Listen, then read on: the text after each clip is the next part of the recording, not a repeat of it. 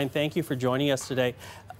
This is a difficult anniversary for a lot of people. I'm wondering how you are feeling 1 year after the wildfire.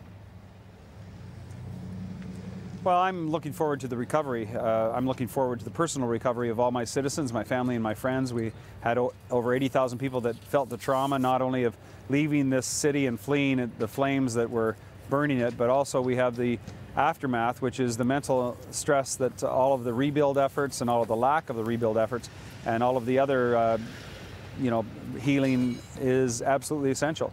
And I'm hoping that after today, after the 1 year anniversary, that many people are able to put it behind them, are able to move on and enjoy the time forward with their family and friends. It's so important that we recognize, of course, what took place and make sure it never happens again. But we also have to get back to the most important part of it all, which is our lives, and make sure that we recover fully, support those people that need it, and get on to happier times.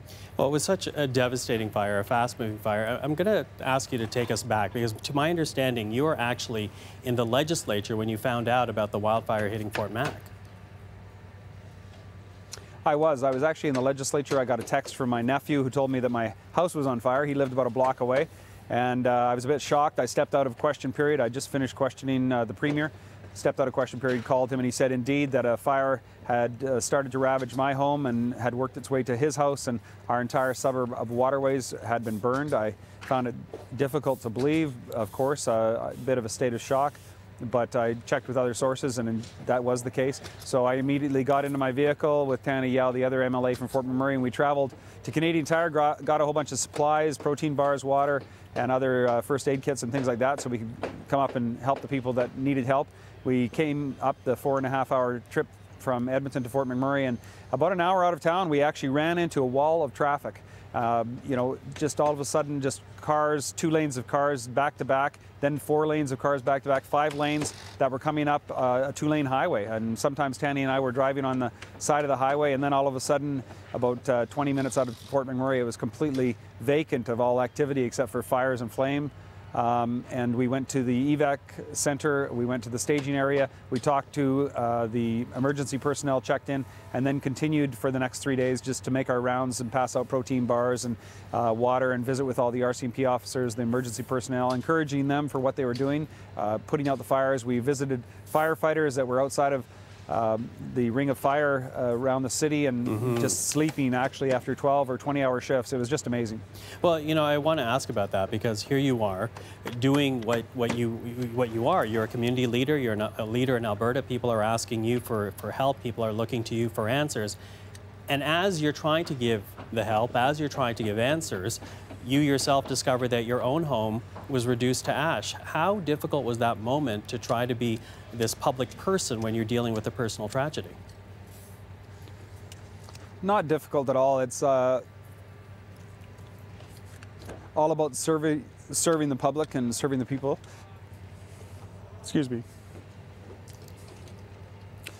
What I'm mostly concerned about is the people here that are the most vulnerable, the seniors, the people with young children. Those are the ones that are going to have the most impact as a result of this fire. And that's why we need to make sure that with the huge demand that we've had for mental counseling services for stress and PTSD, we need to make sure that the government continues to service the people fully here, gets out of the way of the rebuild process, removes regulatory burden, removes all of those stumbling blocks so we can get back to our normal life, because that's what it's truly all about.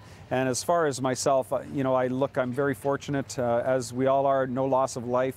It really comes down to just some things that we lost, and we can rebuild what we had. We just need to make sure that we, as a government, get out of the way and provide all of the support mechanisms we can, because the government needs to make sure, first of all, that this kind of situation never happens again, and the people here need to know, as well as the people in other communities that are surrounded by forest, that this government has their backs, and they will make sure that the 21 recommendations from Slave Lake will be implemented fully for this community and other communities that are under threat of fire. We just have to make sure that the people are safe and secure at all times, and that we have their back when they do fall to a tragedy like this one. We're quickly running out of time here, Brian, but I have to say, it's obviously still also a very difficult anniversary for you. The emotions are still close to the surface 1 year after the fact.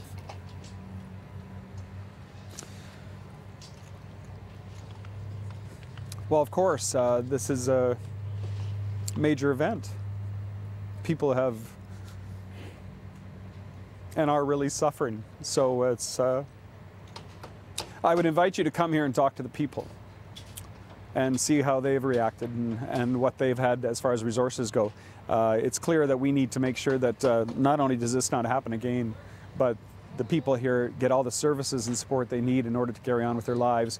And that means, you know, as well, we have a bill before the provincial legislature right now, that Bill 8, that is going to increase the property taxes here for households by 300% in 5 years.